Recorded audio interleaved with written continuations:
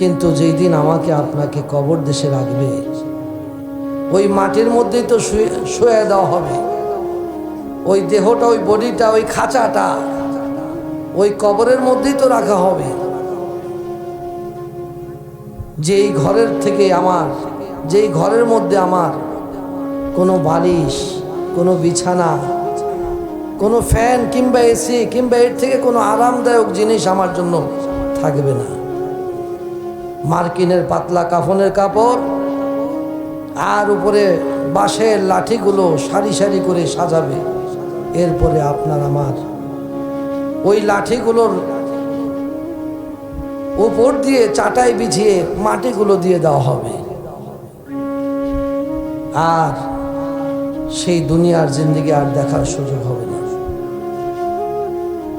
এই জন্য আল্লাহর দরবারে শুকরিয়া আদায় করার কথা বলছি, এই জন্য যে আল্লাহ কিন্তু আমাদেরকে এখনো সুস্থ রেখেছেন।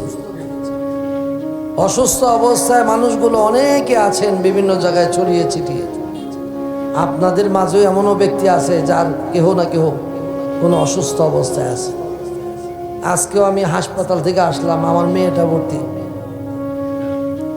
ওকে হাসপাতালে রেখে আসলাম। 3 দিন 4 দিন যাবৎ হাসপাতালে দৌড়াইতেছি।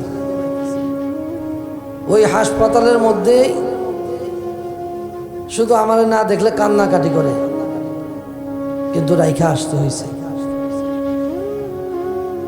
তো এইরকম কারো না কারো কোনো কেহ আছে অসুস্থ অবস্থায়। আজকে তাদের দিকে একবার তাকান, তাদের দিকে একবার দেখেন, যারা এই যে মাগরিবের নামাজ আদায় করে, যেই সময়টা কত উত্তম সময়, কত বরকতের সময়।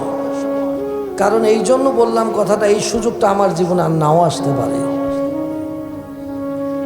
আল্লাহ পাক কি বলতেছেন, ইয়াউমা লা ইয়ানফাউ মালু ওয়ালা বানুনা ইল্লা মান আতাল্লাহ বিকলবিন সালিম। কাল কিয়ামতের ময়দানে ধন দৌলত মাল আওলাদ কোনো কিছু কাজে আসবে না পবিত্র আত্মা ছাড়া।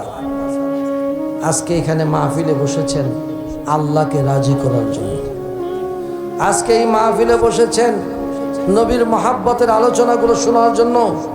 আজকে এই মাহফিলে বসেছেন আল্লাহর নেককার ওয়ালিদের সাথে মহাব্বতের ভালোবাসা বন্ধনে আবদ্ধ নিজেকে করার জন্য, নিজেকে ওই কবরের জিন্দেগির আযাব থেকে নিজেকে বাঁচানোর জন্য, মৃত্যুর যন্ত্রণা থেকে আপনি নিজেকে বাঁচার জন্য আজকে এই জান্নাতের বাগানে বসেছেন। সেই বসাটা যদি আপনার আমার জীবনের জন্য যদি শেষ হয়ে থাকে, তাহলে এখানেই তো শেষ মাহফিল হয়ে পরবর্তী আর আমার সুযোগ নাও আসতে পারে।